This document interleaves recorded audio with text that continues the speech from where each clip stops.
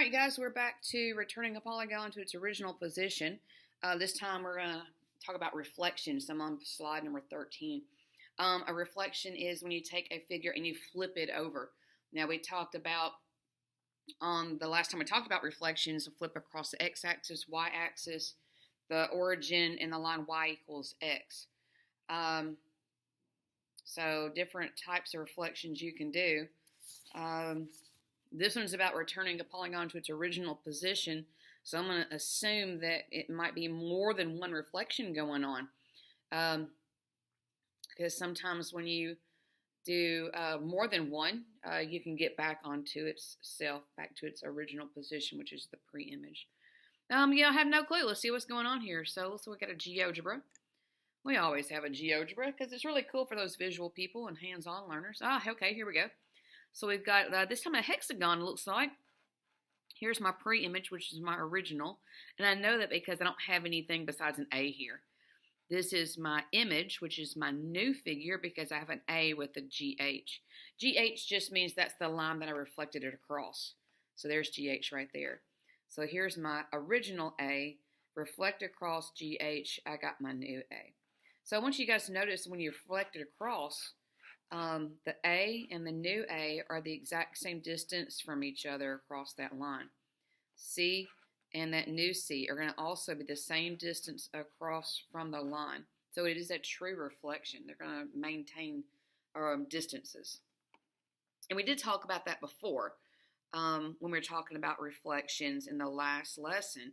But that's, that's something that it might not have clicked the first time. So I felt like I needed to kind of say that. All right, so let's see what's going on. We got a hexagon. It's reflected across. Okay, that's the original. The midpoints of the sides of the hexagon are shown.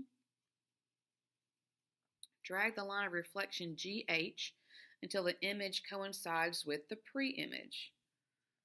Okay, so I'm going to drag GH until the image coincides with the pre-image. That means it's going to lie on top of it. All right, so click move. So I'm going to grab this and want to lie on top of it.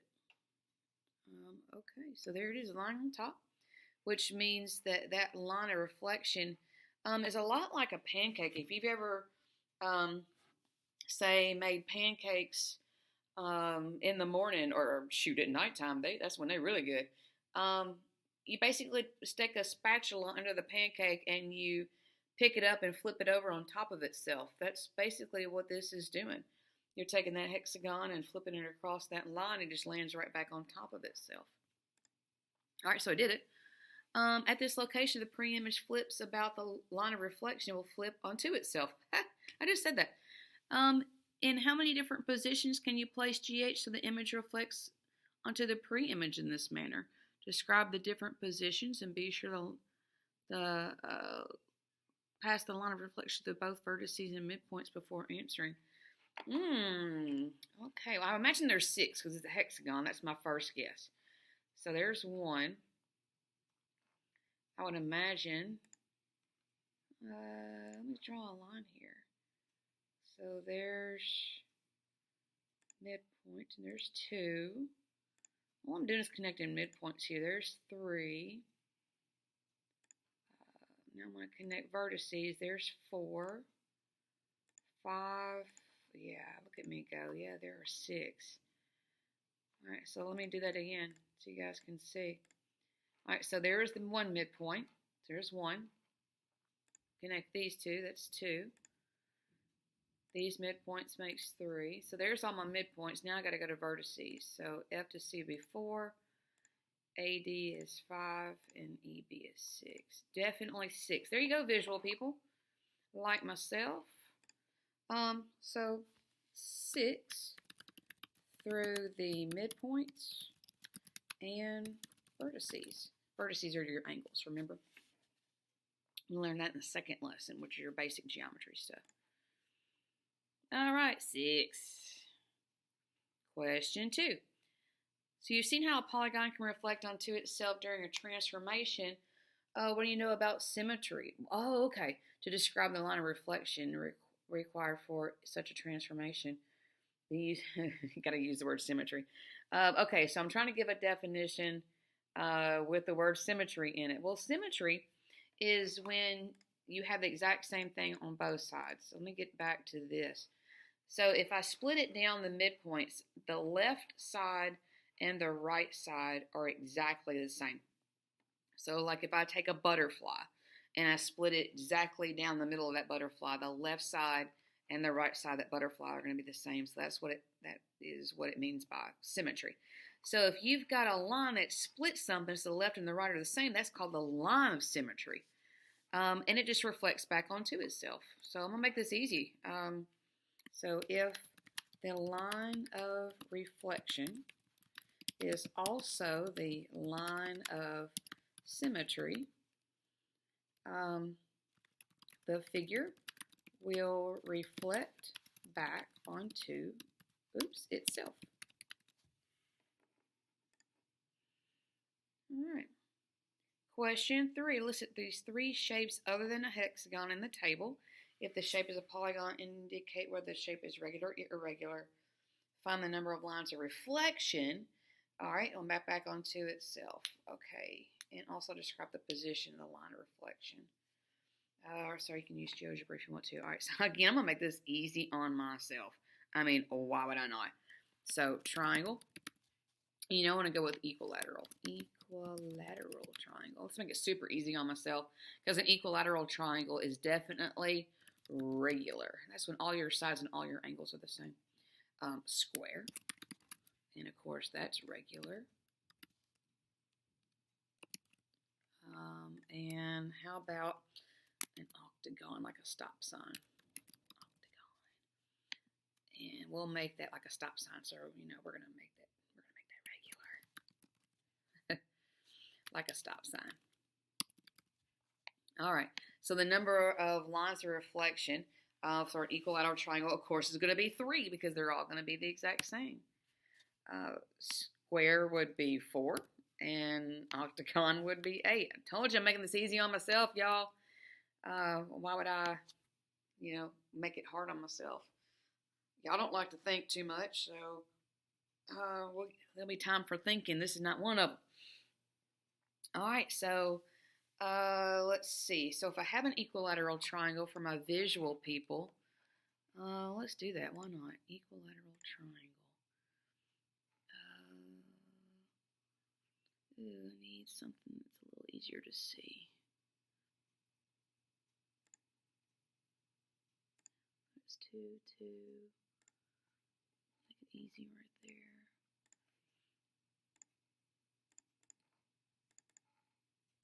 Here we go. So as you can see, I've got an equilateral triangle here. So lines of reflection, that would be through the midpoint. It's a little off. You can see I didn't draw it perfectly to the midpoint. And then angle to the midpoint. So there's going to be 3 lines of reflection. Those are called perpendicular bisectors, by the way, because not only does it go through the midpoint that bisects the opposite side, that little angle right there should be 90 if I've drawn it correctly. Looks like I'm a little bit off, but that's because I'm eyeballing it. I'm not really getting in there and doing it correctly. But those are called 3 perpendicular bisectors.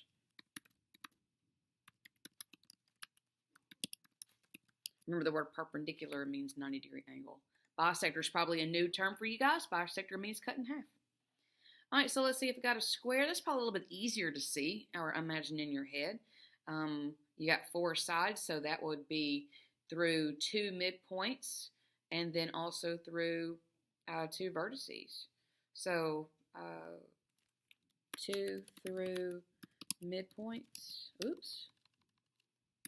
Midpoints and 2 through vertices. Not like that hexagon we were looking at. All right, so we got a stop sign. Again, that's just like that hexagon over here. Whoa, didn't mean to do that. Let me go over here to hit move. So you've got 1, 2, 3, 4, 5, and 6. So an octagon will be very similar to that. 1, 2, 3, 4, 5, 6, 7, 8. There can be 8 of them. So let's see, 4 through midpoints and 4 through vertices.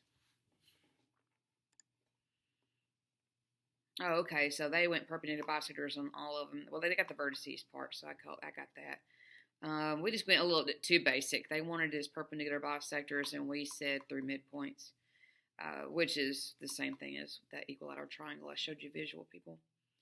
That's okay, same thing. They just went technical, and I went basic. All right, so question number 4. Let's see, review your work in question 1 through 3. What pattern do you observe regarding the number of lines of reflections through the regular polygon that will map back onto itself? Well, that's easy. It's based on the number of sides, you guys. And how does this number relate to the number of lines of symmetry? All right, so again, it's just based on the number of sides, because if it's regular, they're all going to be equal to each other. So the number of sides is the same as the number of lines of reflection. They are the same thing. So lines of symmetry and lines of reflections are the same thing in this case. All right, question number 5. Some regular polygons have an even number of sides. Other polygons have an odd number of sides. Okay, well, like a hexagon and a pentagon. Hexagon has an even number of sides because it's 6. Pentagon has an odd number of sides because it has 5 sides. So how does this number of sides, even or odd, affect the position of the line of reflection from the mapping of the polygon to itself? And explain. Let's see, how can I say this? Well, when they're an even number, like this hexagon over here, let me get rid of all this junk. So we get back to the basic. All right, so you're going through midpoints to get one of your lines of reflection. When it's a pentagon, it might not do that way because what's opposite is not a side, but it's a vertex. So when it's odd, it can maybe go through a vertex and a side. When it's an even amount, it can go through a midpoint, so a side and a side. I hope that makes sense, my visual people. But the only way it can map back onto itself is that the line of reflection and the line of symmetry are the same thing. So I need to say that. So when they are the same line, I'm talking about the line of reflection and the line of symmetry. That's when the figure maps back onto itself.